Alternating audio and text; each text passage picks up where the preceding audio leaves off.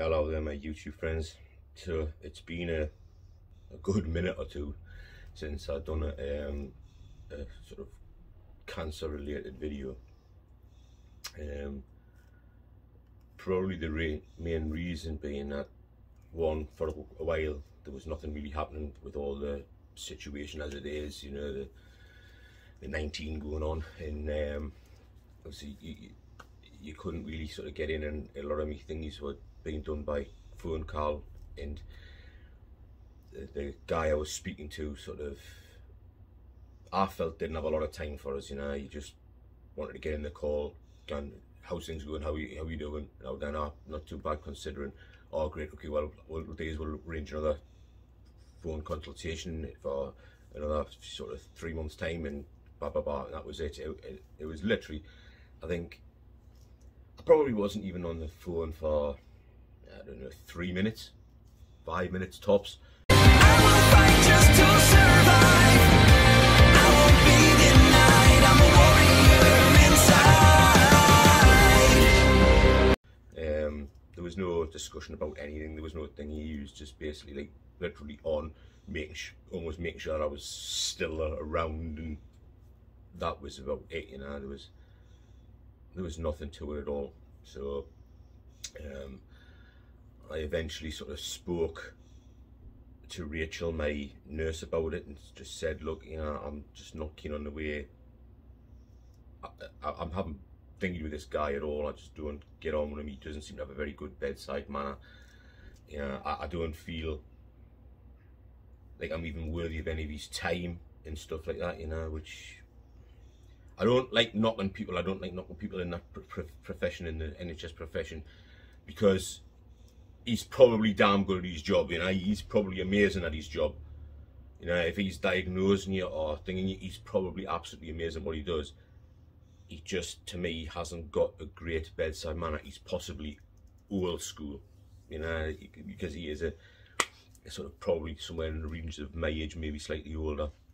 So he's probably very much old school style thingy, and it's, even though I don't need a lot of people's time, I don't need it, I don't think it's still nice to feel like somebody gives a shit. You know, when you're somebody that's sort of potentially coming to the end of your life and you're still fairly young yourself, even though some of you wouldn't think I'm young, I am still young, yeah, coming up towards 50, I'm still young. You still want to feel appreciated, you still want to feel that, you know, there's something there. You want to feel like you've almost contributed and shit like that. And have somebody sort of not spend any sort of time, somebody you can't even like have any sort of a laugh with at all. It's like business, say what you got to say and then out of it, which is pretty much what it's pretty much what I can be like, to be perfectly honest with you. That's maybe why you rubbed us up the wrong way, because he can be a lot like what I'm like. It's just like, you get in, you say what you've got to say, you do what you've got to do, and then you get out of there, you know. So maybe that's why I didn't get on with him, because he just reminds me so much of me. You know, now I understand why people don't like me. But that's the way it was, you know. So I got put back with Miss Uzier, which I love her. She's great. You know, her and Rachel, they're just amazing. You know, I can have a laugh with them all the time. I can in and have a bit of a laugh and giggle, which is what you need when you're going through this type of situation. You need to be able to have a laugh with somebody, you need to be able to have a bit of a giggle with somebody, you need them to understand that they don't have to be, with me, they don't have to be serious and like business, like, but they still do it obviously for what they're doing. But they can still have a bit of a laugh with us, they can still have a bit of a giggle at us and stuff like that, because they know I can take it, and that's what I want, you know. I want to know that they can still have a bit of a thingy with me, you know. So it was good to get back to being with Miss Uzier again, you know.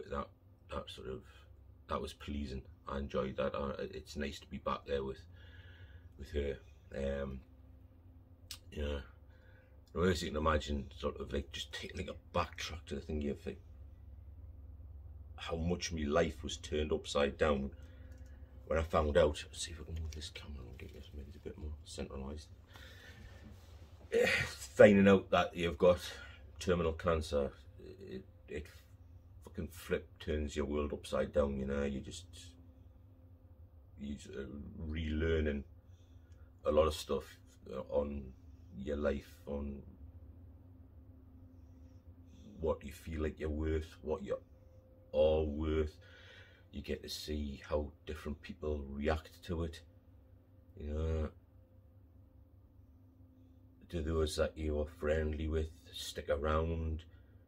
Do they disappear? Are they there for you? You get to sort of see all of that stuff firsthand, you know. And that sort of can be, it can be tough, but it can also be reassuring in certain ways, you know. I've always said, and I've said it for years, I'm like, I don't know how many of you will remember this program, because a lot of you may not be my age. There's a dog having a drink. Sorry about that, guys. There's dogs in the man cave with us as usual. Normally he's actually on my lap. You would normally be able to see him, but he's been lying at the back of the chair for a little bit, and decided that it was his time to have a drink. So let's hope he doesn't start licking himself and while he's bloody had his drink. So where was I? It gives you sort of a thingy to your life to see who's still there for you and who ends up disappearing and stuff like that. And like I've said, this is where I was at, and I just finally remembered. I don't know how many of you might remember the program called The Littlest Hobo. The Littlest Hobo was about a dog that would come into somebody's life when they were needed, help them through whatever situation that they were in that needed help with, yeah. And then once that situation was resolved, he would disappear, and he would go to the next thing. He would appear in the next person's life that needed him. And I've always said that that's what I'm like. I'm like the Littlest Hobo. I seem to appear in different people's lives when I'm needed. I'm there for as long as I seem to be needed, and then when I'm no longer needed by that person, boom, I disappear. I disappear from their lives. I'm still there. I'm still here. You know, I haven't gone anywhere. But just people move on.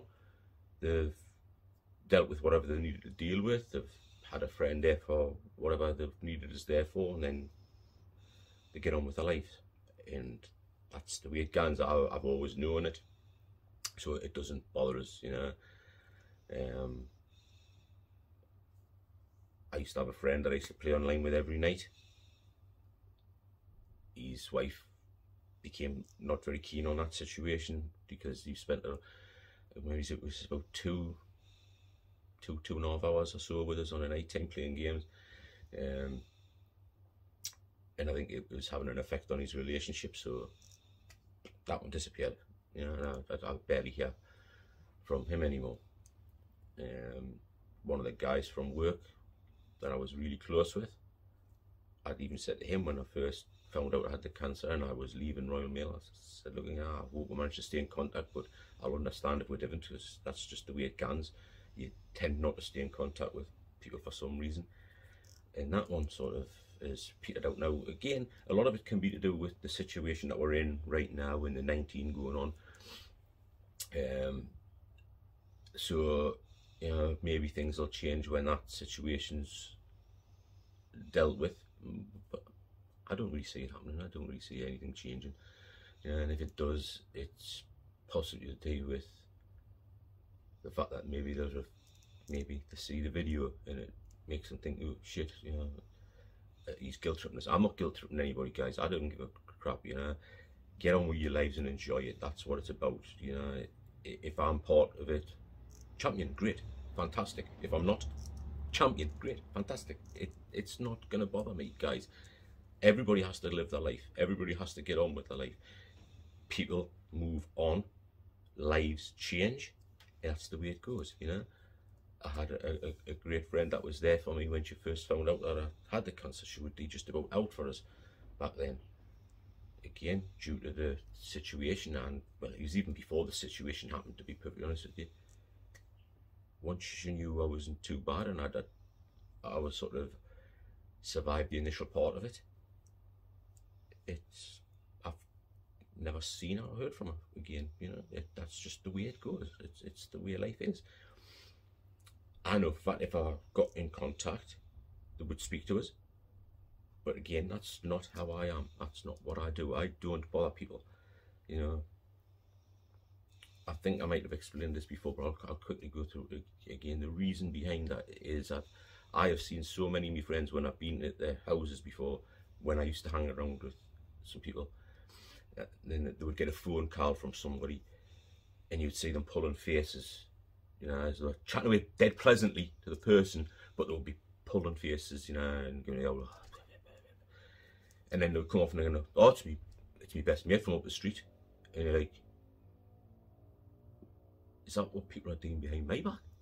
That's what comes through my head straight away. It's like, is that what people do behind my back? If I'm contacting somebody, would they be doing that to me? Would they be like, kind of give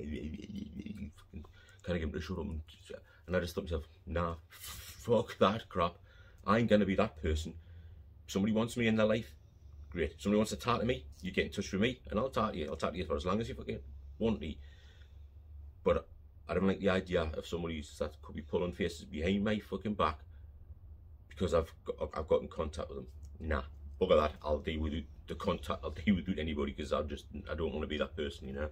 That's the reason I don't contact anybody. I just don't date. Somebody contacts me and it's because they've wanted to speak to me, and I'm fine with that. I'll speak to them for as long as they need to, and then when they decide that that's the time it's done, then it's the time it's done and away they go. No problem at all. So that's why I didn't do that bit of it. Now, I don't know how long this video is going to go on for, so you may find this might be in 2 parts, 3 parts, hopefully not 4 parts. I hope it doesn't take that long. There is some stuff that obviously I need to get through. You know, like I just mentioned before, that when you find out you've got terminal cancer and that, it turns your life upside down. You know, and my thing is always being right. I set myself goals. I've got to reach those goals. I've got to prove to myself and I've got to prove to others that I'm different. I'm not the same as everybody else. This thing can't bring me down as easily as what it's possibly brought down others in the past. You know, it can't do that with me. I'm setting goals. I'm going to reach those fucking goals. Okay, and obviously my first one I done, which was to beat my father's age when he died, which was 48. I'm now 49. The next one was to reach 50. Come May, I'll hit 50. That'll be another goal done. But here's the kicker for me, and here's what's making it tough for me. My life has now been turned upside down again. And when some of you hear what I've got to say, you're gonna go, what the? He should be fucking happy as Larry. He should be fucking over moon. He should be thingy. But it's hard. It's hard, guys, when you've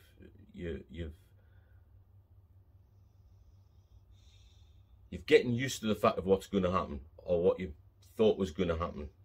You know, you become used to it. You become thinking to it. It's something that you're going, okay, I can live with that. I can think of it. That's what's going to happen. That's what's going to happen.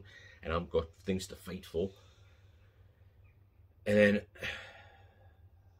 I went to see my nurse because me PIP was due. Okay, that was due at the beginning. I think it was the beginning of March. Which it's now sort of what, mid-March, I think. And PIP is personal independence payment. It's what people get if they're sort of struggling to look after themselves and stuff. Now, obviously for me, it wasn't a case of struggling to look after myself. It was more to do with the fact is I was dying. You know, I shouldn't. I mean, actually looking back on it and talking to Rachel and talking to Miss Uzier, they actually looked at it and didn't think I would last 6 months. You know, a year tops with my attitude. So for it being like 3 years down the line, that's when people look at it and go, well, hang on a minute, you know, is this guy actually dying here, guys? Because, you know, PIP is a thingy where it's for those, obviously, one, it's for those that have issues looking after themselves, but also for the likes of myself, it's because I should have been dead. I was dying, or I'm dying, and should have been dead. When it gets to 3 years again, hang on a minute, how terminal was this thing? Terminal normally means they're going to be dead within 6 months to a year. This guy's still here. How long is he going to be classified as terminal for? And that's when the kicker comes in, guys, is that my Miss Uzi here and that is now sort of saying, look, we can't put you down as being terminal anymore. We can't tell you that it won't eventually take you down, but we can't actually classify you as terminal anymore because, one, with it being stationary and not grown for the last few years, there is a damn good chance that it's what is in there still, what we are seeing is dead tissue, because technically speaking it would have grown by now if it was going to grow. We can't say you like 100% terms of you're not terminal, simple as that, bang, it's over with, because you're not terminal anymore. For the simple fact is, if something was to happen, they could be sued, and then they don't want to put themselves in that situation, and I can understand that. But what they are saying is, technically, you're not terminal anymore. I technically probably shall not be dying from this form of cancer. So, against the thing, that's the big news, guys. I'm not classified as terminal on that respect anymore. And that's turned my world upside down, because it's like, hang on, I've had goals that I've set myself to make sure I had something to fight for, to keep on aiming at, to keep going for. They're not going to exist anymore. They're not going to be viable goals, because this thing probably won't. Something else may take us down, but this thing itself won't. It's just cancer itself won't. It's just the cancer itself. It shouldn't be an issue. All the underlying things that you had, which I mentioned obviously like way back when I first was mentioning it, they are still there. They are still potentials to happen. And I wrote something down because my memory is so bad, and I don't see the thing you're saying. Look, if you do want to go back and watch those videos and see what the potential things are, great. I'm just going to do sort of like the sort of bullet points of it. Still have all those potential issues that were there. The degrees to it is probably slightly less on some of them, because they say that a lot of them would have already manifested themselves. It's not to say they won't manifest themselves, but a lot of them would have manifested themselves already. But they can't rule them out, because they've said, as I said to them, I'm a different character, I'm a different person, I'm a different breed. I'm not like everybody else in that respect. So they've got to look at it in that way and say, look, with you it might take a bit longer. So I still have headaches daily. Okay, that's never going to go away. That is just part and parcel of the thing. I have headaches daily. The severity of them can range from what I would classify now as, because I've become so used to them, is anything from a level 1, which is next to nothing at all, to a level 3 or 4 on a daily. Sometimes they'll creep up to maybe a level 6 or 7, and I'll take some paracetamol or something like that just to ease them off again, to get them back to a more manageable thingy. My ears are still pretty bad, especially my right one. My right one is actually blocked up even more. I'm waiting for an appointment to supposedly have the hearing aid in my right hand side altered, or a different one, because this one hasn't got the spectrum on it to go up for that, because it's blocked up. I mean, I'm constantly sort of holding my nose and blowing through it in order to try and clear a little bit of it, so that I can potentially hear a little bit better out of it. But when I do that, it knocks me for six. It really knocks me for six. Like, it nauseates us really badly. it sends us freaking dizzy as out pretty badly, and then I'll start getting like a putting in my ear where it's like almost like it's sort of opened up a little bit, drained out, and then you can almost hear it sort of going back in for a while, and it can be sort of, because it's in your ear, it can be very, very annoying, as well as like, I don't like using the word painful, very uncomfortable. It can be very uncomfortable. I still get a lot of aches in the jaw, especially when I'm trying to eat food, or I still can't open my mouth as wide as what you can. Like I said, it's supposed to be the three fingers that way on in. I can't get anywhere near that at all, you know, and it hurts like crazy, especially on this left side where I had the abscess thing in that. I can't get it open that wide, and when I do try and open it to get it that wide and start chewing, it's like fucking, I just get really bad aches and thingies in the jaw, and it puts us off eating. You know, I'm still struggling badly with eating. Okay, that's one of the things that I'm struggling with. I have to drink a lot of protein shakes.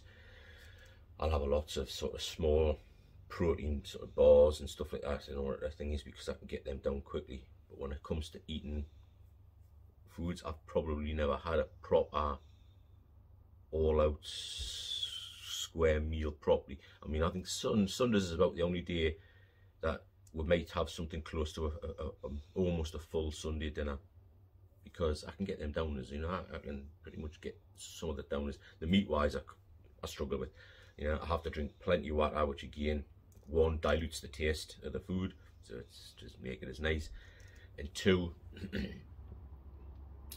the drinking of that much water fills the belly up before I get a chance to put enough sustenance in me belly, you know. So that's why I tend to go for protein shakes and protein bars in order to make sure I'm at least getting the protein I need in, which again it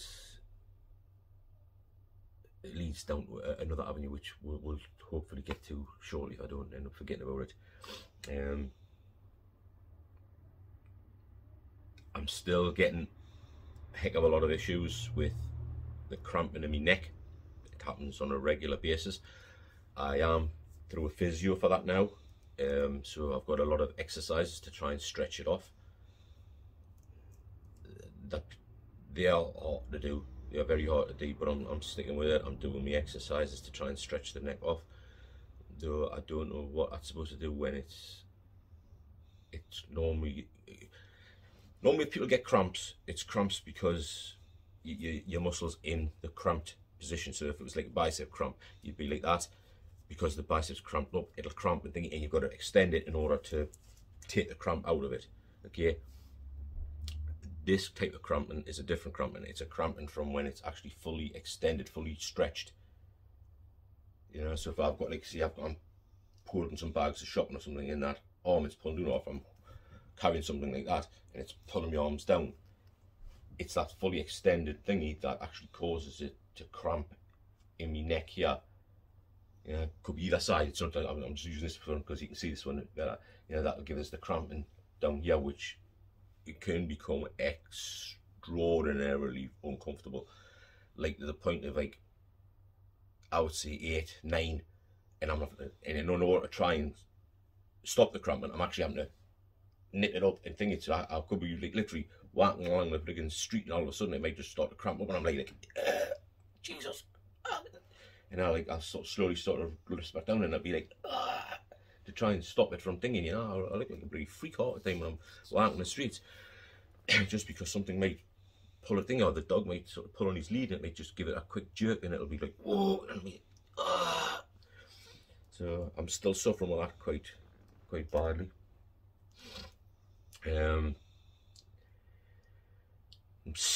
I've still got the potential for memory problems, which I've already got memory problems to start with, so I don't even know how I would know if I were getting any worse, because I freaking already suffered badly with memory to start with. So I God knows how they're going to be able to judge whether I'm getting any worse with that one or not. I honestly don't know, unless I start forgetting my wife's name and my kids' names and shit like that. Then I suppose then I'm definitely going to know I'm in trouble. I'm still going to have issues with the frontal lobes, because I say a lot of my headaches come from here, come from like the frontal lobe, my eyes, around that area. So I'm going to still have problems with that. I still have the thingy that I could develop cataracts at a lot earlier of an age than most other people. That's still there, that's still potentially the thingy to it. I am getting slight eye deterioration. I need to actually make an appointment again to go and have my eyes tested again to see if they have deteriorated any more than I did last time. I feel like I am having a few more issues with being able to see clearly without my glasses on. I mean, from this type of distance, I can see things perfectly well and stuff like that. And like I've got this, I've got the bits of paper with some of the stuff on it, and I can read it because I read it, so I can read it. But if I've got like the phone in my hand, and like normally you'll have your phone possibly sort of that distance away from you, I would struggle to read it. You know, I would really struggle badly to read the phone, even though I've got a slightly better and slightly bigger phone. I'm now on the Samsung S21 Ultra, so it's slightly bigger. So without my glasses on, I struggle with reading that, which obviously I kind of wear my glasses all the time, you know what I mean? Because I have no problem with long vision. I have no problem with vision of a certain thing. It's only when it's something up close. So I kind of carry my glasses around with us all the time.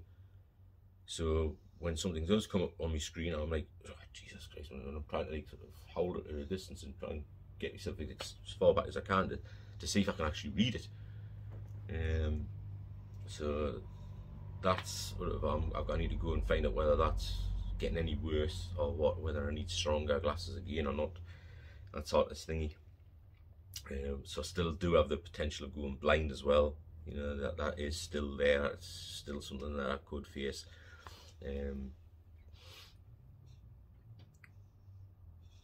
I have the potential to develop epilepsy.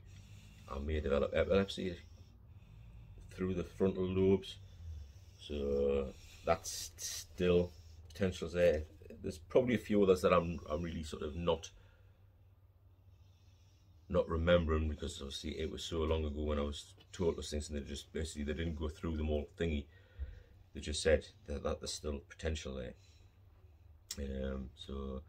So far we're almost half an hour. So what I'll probably do is I'll probably call us here, because I know people don't want to watch too long of a video. So the thing is, again, and like I'll start it again with the sort of quick premise, but it's a case of fantastic news, guys. I'm no longer classified as terminal as such, you know. So it has left me with my world turned upside down and wondering what the hell I'm going to do, but we'll go into that part of it in the next video, guys. So thanks very much for those that have stuck by and watched this far through. I really do appreciate it, guys. It means the world to me, that I think, and if I'm helping anybody in any way, shape or form, then it's always nice if you would make a comment down below to let us know that something's helping that in any way, shape or form, because then it means at least then I feel like what I'm doing or what I'm doing for thingy is helping, you know, and it just makes it all the more pleasant to know. You know, you can see the dog's just literally plunked himself down here on me lap. So guys, thanks very much for watching. I really do appreciate it, and I'll catch you in the next one, which I'll be recording pretty much straight away. But anyway, catch you in the next one, guys. This is the Bearded Nerdy Oaf, and I'm out.